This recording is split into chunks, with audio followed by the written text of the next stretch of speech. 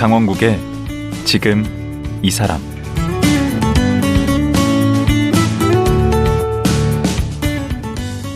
안녕하세요.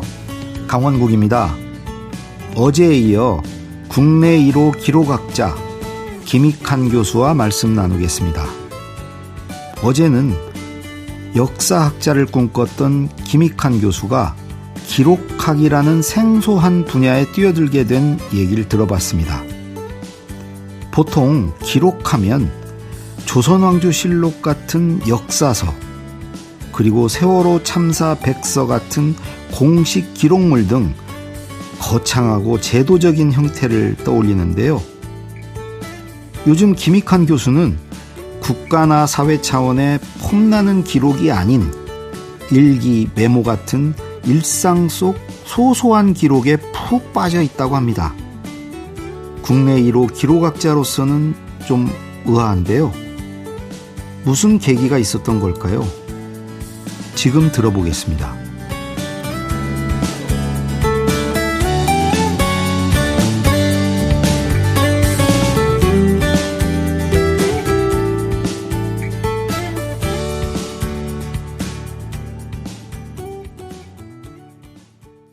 국내 1호 기록학자 명지대의 김익환 명예교수 나오셨습니다. 안녕하세요. 안녕하세요. 어제 이제 참, 이게 기록이라는 게 이렇게 중요하고 우리가 메모를 잘하면 이런 효용이 있구나라는 얘기를 이제 어찌 보면 좀 원론적인 얘기를 잘 들었고요. 오늘은 이제 우리 김 교수님 좀 개인적인 얘기를 많이 좀 여쭤보려고 합니다. 어제도 잠깐 말씀하셨는데 고등학교 때 뭐 문해반을 하셨다고, 그게 이제 기록과 뭔가 인연을 맺는 작은 계기가 됐던 것 같은데. 네네네, 맞습니다. 고등학교 서울에서 다니셨나요? 네, 저는 그때 이제 뺑뺑이라 그러죠. 그래서 추첨으로 용산고등학교. 추첨으로 좋은 데 가셨네. 그래서 사실 그 덕을 꽤 본 거나 마찬가지인데요. 제가 지금은 뭐 이렇게 작가님 저한테 뭐 물어보시면 술술 얘기하고 하지만 제가 어릴 때는 워낙 내성적이라서 말을 못했어요. 고1 때도 그랬었는데. 어느 정도였어요? 하여튼 뭐 얼굴 빨개져서 뭘 못할 정도로. 그래도 뭐 반장 같은 거 하고 그러지 않나요? 그래서 저는 사실 공부는 좀 하는 편이었는데 고등학교 1학년 때 처음으로 반장이란 걸 했어요. 그 정도로 내성적이었습니다.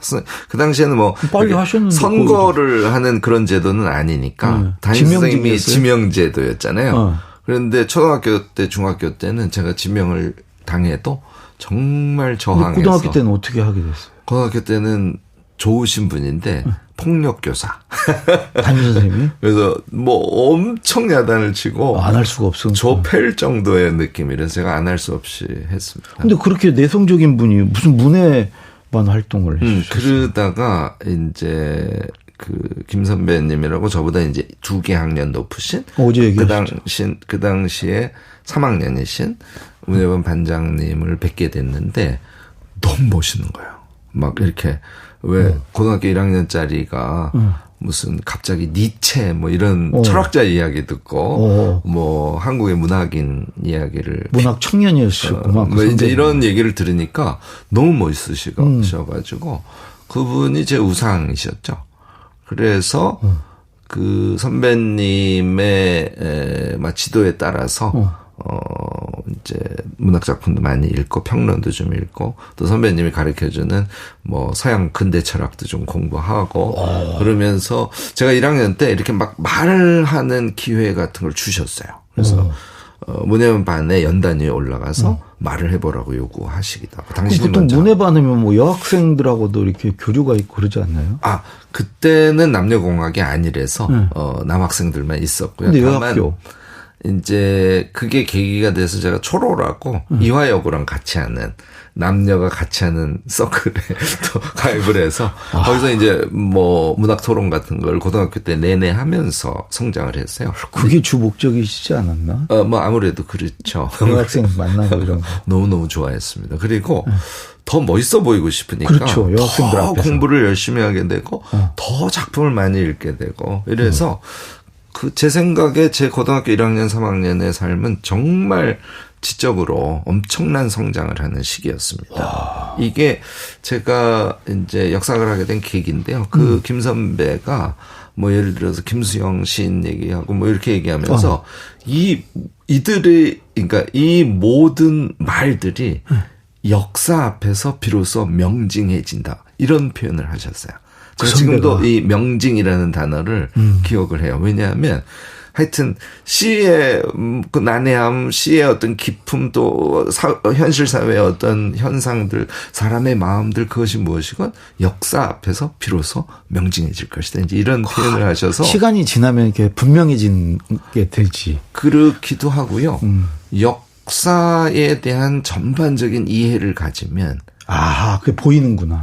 정확하게 지금 모르는 것도 정확하게 알게 되리라. 이렇게 저는 딱딱 타지는 네, 해석을 했어요. 그리고 사실 저는 굉장히 의미 있는 역사의 가치에 대한 이제 말씀이라고 지금 생각합니다. 그래서 그 역사학에 관심을 갖고 결국은 그게 이제 어제 얘기한 대로 기록학으로 넘어가는 맞습니다. 게 됐는데 아니 근데 그렇게 해서 이제 대학에 가셨는데 어제도 이제 뭐 공부를 게을리 하셨다 군대 가기 전까지 그때가 이제 시절이 워낙 그랬던 때고 근데 박정희 대통령이 피격된 사건이 김익환 교수에게 어떤 영향을 끼쳤습니까? 그게 인생을 송두리째 흔들어 놨다고. 네네, 맞습니다. 그러니까 대학 1학년 때 되게 꿈 많게 갔겠죠. 그런데 80년이 되면서 할 수 있는 게 거의 없었어요. 일단 뭐 예를 들자면 통행 금지가 그 당시에 있었습니다. 있었죠. 제가 대학 1학년 때는. 그래서 11시쯤 되면 다 집에 가야 돼요. 12시 통금이니까. 저녁 12시. 네. 그래서 상징적으로 그렇고 말이란 걸 할 수 없는 시절이었으니까. 그래서 되게 처음으로 이제 좀 지적으로 풍요로운 어떤 생활을 한번 해보고 싶었던 젊은이로서는 너무너무나 답답한 1학년을 보내다가 그런데 이제 그 당시에는 서울대학에 엄청 많은 학회들이 있었어요. 그래서 뭐 이제는 다 밝혀도 될 것 같은데 저는 역사철학회라는 지하 서클 같은 거. 그렇습니다. 그런데 제가 역사학 때문에 대학을 간 거잖아요. 근데 서클 이름이 역사철학회인 거예요. 안 갈 수가 없죠. 그럼 마크스 뭐 이런 거 그런 거 공부했을 것 같은데. 그런 것도 공부하고 역사도 공부하고 뭐 청년 문제 공부하고 그러니까 정말 답답한 시절이었지만 대학 1학년 때 그러니까 운동권이었어요? 뭐 요즘 용어로 치면 운동권인데 저는 사실은 그 용어를 그다지 좋아하진 않아요. 제가 그때 이제 말하자면 그런 학회 조직들이 서울대에 엄청 많은데 거기에 각 학년의 대표자들을 한 12~13명 모아서 거기가 일종의 지도부 같은 역할을 하거든요. 제가 그 지도부의 한 명이었을 정도로 운동권이었네. 한데 저는 그거를 운동권이라고 부르는 것을 좀 찬성할 수가 없어요. 왜냐하면 그러면? 정체가 뭐죠? 일부 정치인들을 통해서 보여지는 그 시대에 나라를 걱정하고 세상을 걱정하고 가난한 사람들과 함께 하려고 애쓴 그 많은 사람들이 조금 잘못 이미지업될까 봐. 386이라고 하는 사람들. 그렇습니다. 그보다 훨씬 더 많은 사람들은 너무너무나 감성적이고 너무 착하고요. 너무 성실하고. 계산이 없었고. 그렇습니다. 그리고 평생을 아름다운 삶을 사는 사람들이 오히려 대부분이고요. 지금 현재 알려진 운동권의 이미지는 그 당시 대학 다니면서 열심히 학생운동도 하고 정치권으로 들어가는 사회운동을 한 사람들의 이미지하고는 일반화시킬 수는 없다. 그래요? 이게 이제 제 생각이라서 저는 운동권이라는 용어를 잘 안 쓰는 편입니다. 나는 갑자기 궁금해지는 게 아버님은 어떤 분이셨어요? 근데 저희 아버지는 그 용어를 우리 시청자분들이 아시리라고 나이 있으신 분들은 아실 것 같은데 소사라 그러죠. 알죠. 심부름꾼. 아니 학교에 가면 소사 한 분씩. 네네네. 저희 아버님은 잡일 이렇게 하시는 교육자들이 모인 단체에 소사로 들어가셔서 거기에 그러니까 총무이사까지 하신. 그러면 정말 말단으로 들어가셔서 저 위까지 올라가시네. 네네. 그래서 대학을 안 나왔으니까 그 회사를 다니면서 야간 대학을 나오시고 정말 성실하신 분이라서 공부하고 그런데도 영향을 우리 교수님 공부하는데 영향을 많이 주셨겠네. 그래서 이제 집에서 뵙기가 어려웠어요. 새벽같이 나가고 밤늦게 들어오시니까. 그런데 두 가지는 저희 집에 룰이 있었습니다. 하나는 아침에 학교 가기 전에 큰 소리로 10분 정도 교과서를 읽고 가는 거. 그래서 제가 막내거든요. 그래서 형 있고 누나 둘 있고 제가 있으니까 저는 초등학교 1학년 그걸 다 듣고 자랐잖아요. 3인분이 되네요. 그렇죠. 공부가. 그래서 처음에 학교 들어갈 때 뭐 책 내용이 거의 머릿속에 선한. 그거 좋은 방법이다. 좋은 방법이다. 지금도 그래서 제가 많은 학부모님들한테 아침에 큰 소리로 영어도 좋고 특히 한국어로 된 그 교과서를 10분은 무조건 읽어야 돼요. 네네 읽고 가라고. 나중에 교수님도 읽으셨겠네. 저희 아이들도 그게 지금도 시켜요? 이제는 뭐 다 장성을 했으니까 알아서 하지만 학교 그럼 다른 하나는 영향받은 거. 그다음에 이제 막 이렇게 옷 같은 걸 아무데나 막 던지고 그러잖아요. 그렇죠. 저희 아버지는 아침에 이렇게 일어나면 그 옷을 개서 제 머리맡에 이렇게 놓고 새벽같이 나가세요. 근데 이게 한 달 되니까 못 견디겠더라고요. 그래서 그 다음부터는 제가 이제 정리하는 삶을 살기 시작한 거예요. 그래서 저는 지금도 선정리, 후실행 이런 용어를 쓰는데 그 정리가 기록과도 관련이 되겠네. 그렇습니다. 결국 기록도 이렇게 정리하는 거 아닙니까? 네, 그러니까 어릴 때 그렇게 몸에 붙은 저의 습성들 그게 이제 아무래도 보통 라이프 스타일이라고 그러죠. 그 인생관을 형성시키고요. 그 이후에 이제 역사를 통해서 얻게 된 경험들 그리고 이제 어떤 사료라든지 이런 것들을 이제 공부하면서 계속 봤으니까 또 제가 공부의 과정에서 깨닫게 된 거 이런 모든 힘이 결국은 제가 기록 전문가의 삶을 선택하게 된 어떤 과정적인 힘들 아니었나 뭐 이런 생각을 합니다. 거기다 이제 정신적으로는 대학 가서 몸소 경험한 거죠. 그러니까 세상의 변화와 개인의 삶이 무관할 수 없다는 경험인데 거기에서 어떤 역할을 하려고 하는 것 그게 이제 민주주의를 지향하게 되는 것과 관련이 되는 것이고 그래서 이제 기록과 민주적 가치를 연결지어서 생각할 수 있는 제가 되지 않았나 뭐 이어서 생각을 하다 보면 아니 그래 가지고 만든 게 4.16 기억 저장소라는 걸 설립하셨어요. 세월호 4.16 그거를 그 참사 관련 기록들을 모으기 위해서 하신 건가요? 그게 이제 제가 명지대학교에 간 지 15년 됐을 때죠. 2014년이니까. 근데 세월호 참사가 터졌는데 기록을 전문으로 하는 사람이니까 동물적으로 저건 기록으로 남겨야 된다는 생각을 하게 됐겠죠. 그래서 이제 진도로 바로 저희가 팀을 짜서 누가 오라고도 안 했는데 저희가 이제 내려가서 진도체육관 뒤편에다 이렇게 부스를 치고 기록 보존 자원봉사단 뭐 이렇게 이름해서 활동을 했던 게 계기가 됐는데요. 그 과정에서 그 유가족들하고 너무너무 가까워지게 됐어요. 자원봉사자들하고도 가까워지게 되고 그래서 그 이후에 안산에 이제 올라와서 유가족들 활동하는 걸 옆에서 지켜보는데 유가족들 제가 이제 기록이 전공이니까 교수님 우리 거 기록이나 해주세요. 막 이렇게 가까워지니까 그런 요구도 듣고 해서 바로 14년 8월에 4.16 기억저장소라는 조직을 만들고 거기 대표를 하시고 아닙니다. 저는 아니에요? 도움이고 이제 아무래도 유가족들이 저는 그 기록을 수집하고 관리하고 또 유가족들이 그 기록을 보고 세상에 널리 알리고 하는 것을 스스로 하시는 게 필요하다고 봐서 저는 주로 이제 유가족 교육하고 이런 역할을 하게 됐고요. 지금도 4.16 기억저장소의 소장은 유가족이 하고 계십니다. 그럼 그 결과물이 뭐가 나왔나요? 지금 뭐 우선은 아이들이 쓴 일기라든지 아이들 기록이 있죠. 그다음에 슬프지만 아이들이 이제 바다에서 사고를 당하고 바다에서 건져 올린 유류품들이 있습니다. 이런 것들이 이제 기억저장소가 갖고 있고요. 또 이제 아무래도 전 국민이 엄청난 응원을 했지 않습니까? 힘내시라고. 그래서 그런 국민들의 애도와 응원 그런 메시지들 그런 뭐 리본 기억나시죠? 그래서 그런 것들도 이제 샘플을 남기고요.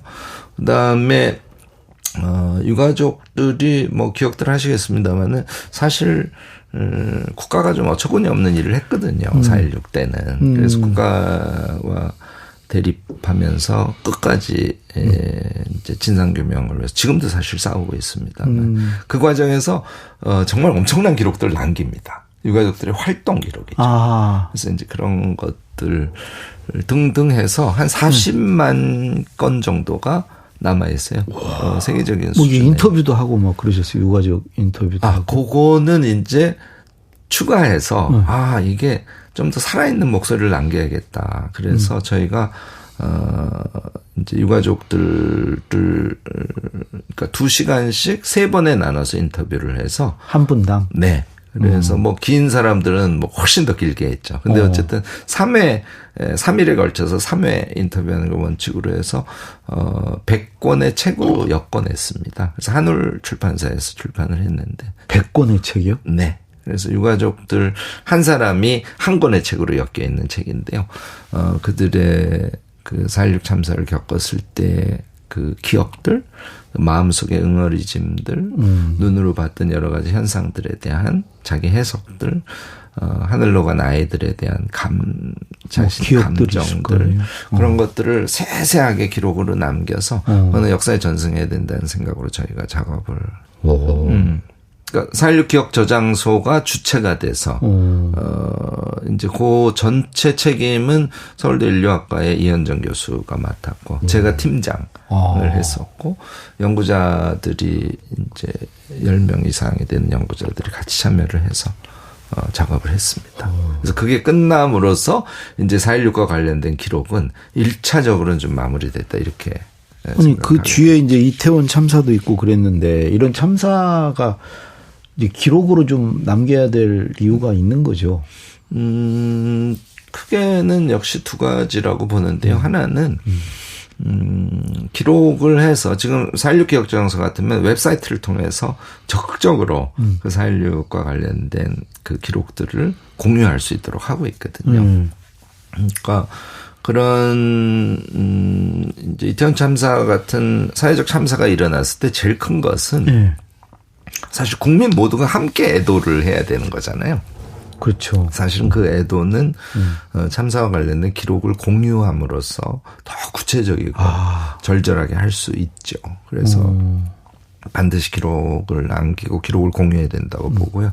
또 하나는 사실 잘잘못을 사회적 참사는 정확하게 그 잘잘못을 가리는 건 엄청 중요합니다. 그래서 꼭 그 잘못을 저지른 그 한 사람을 처벌하기 위해서가 아니라 우선 큰 틀에서 구조가 잘못되어 있다는 것을 좀 정확하게 밝혀내지 않으면 사건이 계속 재발되게 되죠. 그래서 그 구조적인 모순의 실체를 밝혀내는 것은 역시 기록이라서 기록을 남기는 건 엄청 중요하고요. 그런데 4.16 참사도 그렇고 이태원 참사도 그렇고 온전한 기록이 잘 남겨져서 지금 분석되고 있는지에 대해서는 조금 쾌수천이 있어요. 그러니까 우리가 국가기록관리 체계를 많이 잡긴 했음에도 불구하고 좀 말하자면 적극적으로 그걸 은폐하려고 하는 힘이 작동을 했을 때는 현재 만들어놓은 국가기록관리 체계도 좀 무력화되는 이런 경험을 우리가 벌써 하고 있어요. 그래서 어쨌든 기록을 남기는 것은 사회적 애도와 구조의 어떤 개선 이런 것들을 위해서 아주 중요하다고 생각합니다. 그 아까 얘기한 그 100권 책이 그날을 말하다라는 네. 책 제목이 그런 그렇습니다. 거네요. 그날을 말하다. 근데 이제 이런 작업이 어제도 잠깐 얘기하셨지만 이제 민주주의의 발전과 관계가 있다. 그러니까 우리 시민이 이 주인이 된 사회로 가기 위해서는 이런 작업들이 반드시 필요하다라고 얘기를 하셨는데, 그 좀 부연 설명을 좀 해주실 수 있나요? 제 개인적인 얘기를 조금 하는 게 좋을 것 같은데요. 정말 부끄러운 얘기인데, 생각해 보니까 대학 다니고, 그 다음에 뭐 한국 사회에서 이제 말하자면 좋은 대학을 나왔으니까 누리셨죠. 그 혜택을 평생 누리고 살았던 거예요. 그다음에 유학도 동명대학에서 했죠. 돌아와서 대학 교수도 했죠. 그러니까 마음은 정말 말하자면 저처럼 혜택 받지 않은 우리 주변의 보통 사람들, 못한 분들이죠. 혜택을 못 받은 분들. 함께 이제 세상을 풍요롭게 잘 살았으면 하는 그 열망은 한 번도 제가 식은 적이 없어요. 아, 그래요? 지금 생각해 보면. 그런데 세월호 참사 때 유가족들을 만나면서 처음으로 이게 개개인에게 굉장히 큰 어떤 수요, 필요가 있구나. 여태까지는 세상이 좀 민주적으로 되려면 기록을 잘 관리해야 되고 뭐 이렇게 약간 추상적인 절차적 민주주의. 그래서 국가 제도 개혁하는 데 뛰어들고 그래서 뭐 참여정부 때는 제가 아예 그냥 거의 일주일에 한 이틀은 출근을 하셨다. 청와대 출근할 정도로 열심히 제도 개혁을 위해서 뛰었었는데 지금 생각하니까 그것도 의미는 있지만 사람들의 삶 속에 이 기록이라는 그런 그 도구가 개입이 되면 삶도 풍요로워지고 좀 더 능력 있는 사람이 될 수 있고 이거를 제가 모르고 있었던 거예요. 그래서 우리 유가족들 그때 총 9분이었는데 제가 막 노트북 사오세요. 그래가지고 노트북 자파치는 연습, 아래 한글 쓰시는 연습, 그리고 그 아래 한글에다가 집에 이제 아이들 일기나 이런 것들이 있으니까 또 사진 있고 하니까 아이들 자료집을 엄마들 스스로가 만들어봐. 막 이렇게 하면서 조금 일주일에 제가 한 번씩 안산에 내려가서 뭐 그런 일을 한 적이 있어요. 근데 굉장히 진보가 빠르시고요. 내가 갖고 있는 지식을 여태까지는 제도로만 생각했는데 이렇게 사람들의 삶에 나눌 수 있구나 하는 것을 세월호 참사 때 정말 몸으로 경험한 거예요. 그래서 사실 뭐 이제 제도로서의 기록 관리 쪽은 뭐 다른 교수님들도 꽤 있으시고 또 제자들도 몇백 명도 있고 해서 저는 이제부터는 사람들의 삶과 기록 또는 삶과 메모, 삶과 기억 뭐 이런 측면에 좀 더 집중을 하는 것이 좋지 않겠나 하는 생각을 세월호 참사 때 제가 느끼고 결심을 하게 됐죠. 그게 이제 어떤 개인 차원으로 일상의 수준으로 이렇게 그 내려왔네요. 그렇습니다. 결국 세월호 참사가 우리 교수님한테는 이게 어찌 보면 이 기록을 생활 속에서 이렇게 그 구현의 필요성을 깨닫는 어떤 계기가 됐던 것 같네요. 네, 그렇습니다. 그 이번에 우리 그 세월호 유가족 엄마들이 장기자랑이라는 네.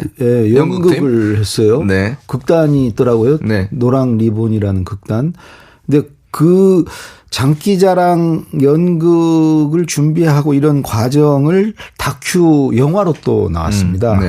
그것도 이제 제목은 장기자랑인데 거기에서 나오신 분을 모셨어요. 그 영만 엄마. 영만 엄마 나왔었어요? 네. 그거 아세요? 그 이미경 물론 알죠. 네. 아니 이분은 거의 그 이번 그 연극을 하면서 새롭게 태어나셨더라고요. 그야말로 본인 말로 이렇게 연극인으로.